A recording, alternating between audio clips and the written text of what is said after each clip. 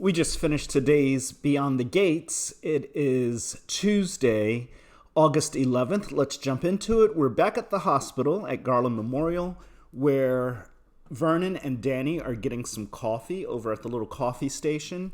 And, they're just talking about, Bill's condition and Vernon running interference between Danny and Haley in yesterday's episode.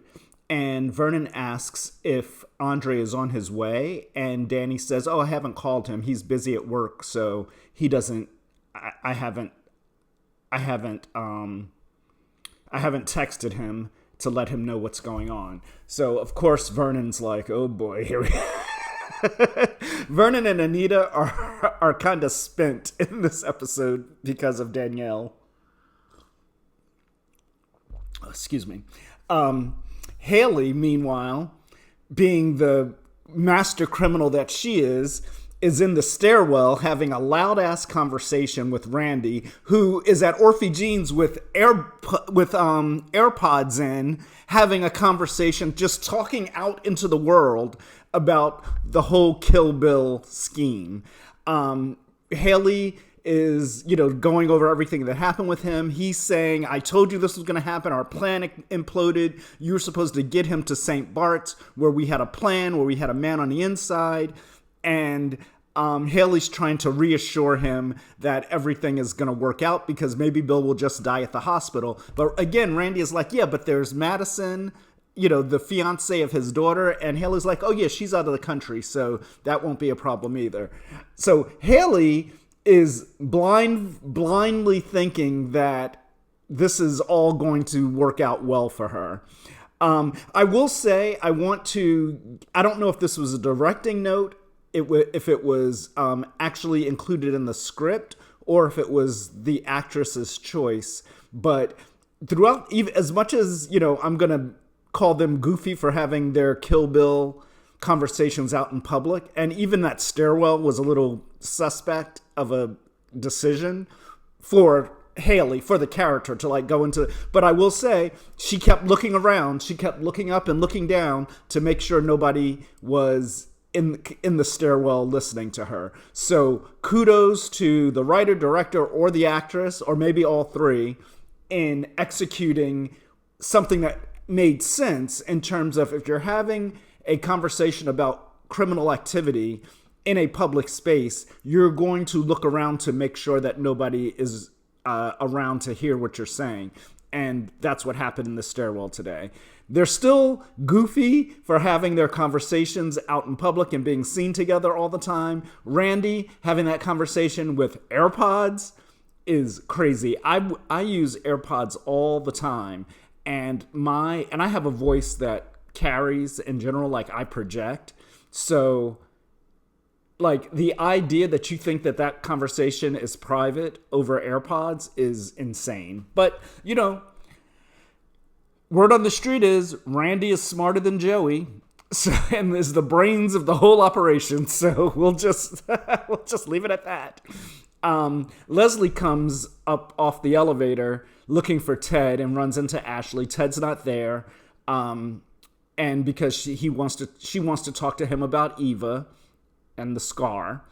And she peeps the Duprees all in the waiting area. And Ashley's like, "I can't, tell you what's going on." So, of course, Leslie has to, buzz around and stick around to figure out what's happening. Over at Nicole's house, Nicole and Kyle have just been having sex, just sexing it up. And they, are now hungry. They need to figure out something to eat. So he decides he wants some barbecue because he drove by a place, and Nicole's like, "Oh yeah, that place, their ribs are to die for." I'm not sure if they'll have any food left, but they're going to go. And then she realizes when she checks her phone that she's got a bunch of texts and voicemails from, the family. So she calls and she gets in touch with Anita. Anita downloads her on everything that's going on with Bill and with Danny, and tells her she needs to get over to the hospital to help them with Danny. So Nicole tells Kyle what's going on. Kyle's like, "Oh, I'm so sorry this is going on, but I thought, your sister and her, like, I'm confused as to why she's so involved. And so Nicole had to explain that even though Danny and Bill are not together, he was her first love, and she's just had a really difficult time disconnecting from him, even though he's done some terrible things to her. So, and then Kyle is like, okay, let's go to the hospital. And Nicole hesitates for a moment. He's like, oh, you just go and I can stay here. And then she grabs his hand and they go together because they are now a couple. Randy, when he hangs up with Joey, he's like all upset in the booth of Dorothy Jeans and slams the phone, slams the table, and Joey walks in and sees it, and he's like, what's going on? And, Randy just lies. He's, oh, there's this guy who, my mother's boyfriend is getting into gambling, and, there's this guy that owes you money that I have to go find. So he never, lets on to Joey, that his whole scheme of killing Bill has gone awry. Of course, Joey obviously doesn't know that, but Joey does know that there's something with Randy and Haley. But Joey has a line of dialogue that says, people are never as smart as they think they are.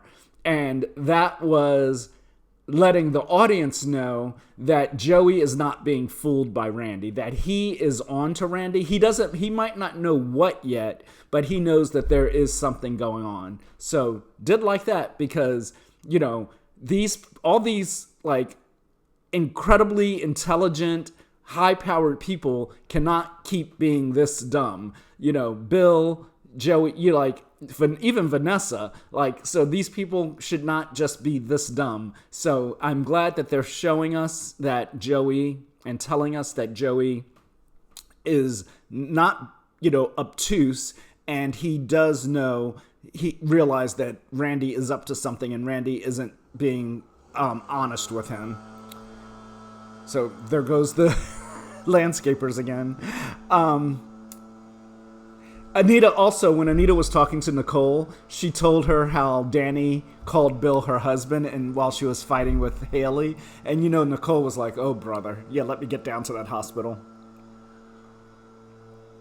Meanwhile, Andre comes home and he's got flowers and a gift for Danny and I guess like a bottle of wine. And, but he comes home to an empty house and he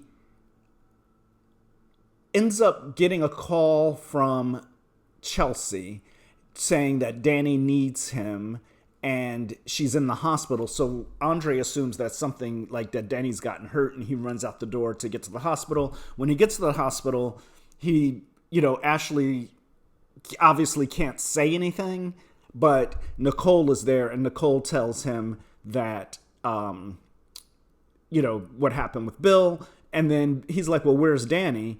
And Nicole's like, oh, she's in with Bill. And he's like, she's in with Bill, but Haley's sitting out in the lot. Like, how does that make sense? We'll get there. So one of the other interesting things is that Chelsea, Kat, Naomi, and Jacob were sitting around. And because they're still, and this, Catlock is not letting it go. So she's like, I get Bill, they're talking about how, the guilt of not pushing Bill more to, take his health seriously. And Kat says, I get Bill. And did she call him Uncle Bill or did she call him Bill? But she's, basically says, I get Bill not wanting to do the whole hospital medical thing. And everybody's like, Kat, this isn't the time. And she's like, no, let me finish. But it's weird that he would get on a plane not knowing what was wrong with him. What if this had happened in midair? And they're like, oh, we don't even want to think about that. And then, of course they're and they talk about Haley. So they're not letting it go, at least. They're still suspicious of, they just can't, they're just not able to yet put the pieces together. Now, the question I would be asking is, we know that Bill was in cardiac arrest. It wasn't a heart attack. His heart just stopped. And it would be like, okay, he's had a stroke, but how does somebody who is seemingly like healthy, he's obviously had some other, hospitalizations, but we've never flagged a heart condition. We've never flagged anything with his heart. How is it now that his heart just all of a sudden stops and he goes into cardiac arrest, and now he has to have a pacemaker? Because the doctor did come out, and I think it's the same doctor that treated Eva and Kat. He comes out and he tells them that not only did Bill have cardiac arrest at the office, but during surgery, his heart stopped twice and they had to resuscitate, they had to revive him, and they put the pacemaker in. Now, Leslie figures out that it's Bill at the hospital because she sees all the Duprees, and then she sees Haley, and she's like, there's no other reason why Haley would be here unless it's, Bill. And so she kind of tricks Haley into into saying that it's Bill. Haley, of course, still wants nothing to do with Leslie, but Leslie is relentless. And she's like, my heart goes out to you. And the Duprees, Kat, Chelsea, Jacob, Naomi are watching the exchange between Haley and Leslie. And they're wondering what is going on and why the two of them are all of a sudden friends, or have they been friends? And again, Leslie has this whole thing about the Duprees, and, they can be nice because when everything was going on with Eva, they reached out and, all the things. But this is still, like, Leslie's still, like, snarky about Nicole. She's still snarky about the Duprees. She still thinks the Duprees owe her something for which I still don't understand. But so this new Leslie, new Leaf thing, completely out the window 3 weeks after Eva's life was saved. Then Leslie ends up going to get Haley a snack. Now, I will say that, and Kat was about to go over there to go after Haley, and Jacob stopped her. He was like, no, you can't, no. Jacob, looking out for our girl, he stops her from going after Haley, and, but I will say this.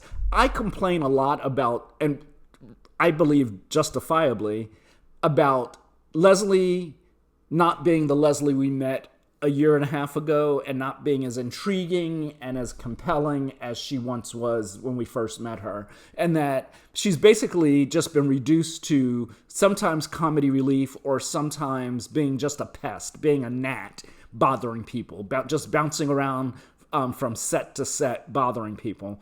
Today, she was a pest, but she was a pest to Haley, and I will allow it. I thought it was hysterical, because as much as Haley was like not wanting to be bothered with Leslie, at a certain point she just had to give in, because Leslie would not give up. So, and it was actually quite entertaining. And I hope that this is Leslie with an agenda, that Leslie understands that something weird is going on, that, she already knows that Haley isn't, this dutiful wife that she pretends to be. And I'm hoping that she also starts poking around about Haley. Now, listen, she hates Bill. So if she found out that Haley was trying to kill Bill, I'm not convinced that she would report Haley to the police. But Leslie cannot be associated with another murder, given that she has not gotten her comeuppance for the first attempted murder that she tried. So I think there's definitely a balancing act they're going to have to do now that Leslie's involved in this story.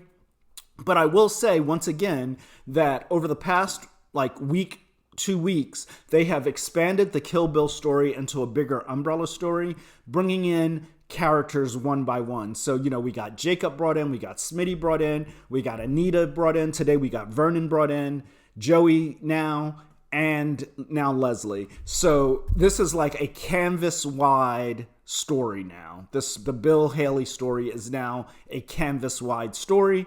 Love it. The more people involved, the better. I still want Bill to have a public humiliation, but I'm not sure that's going to happen. If Caroline had not given him compressions, Bill would have died in the office. So Danny and Haley also get into it again in the lobby. And Danny has a great line. She calls Haley, she says, "You dizzy bitch." It was like they've been writing some great like one-liners for Danny lately. And then Vernon stepped in and he like got Haley together, about like, we don't need this going on. And Haley backed off. And then the doctor comes out and is like, Bill's out of, surgery. And Haley's like, oh, can I go and see him? And he said he asked for Danny.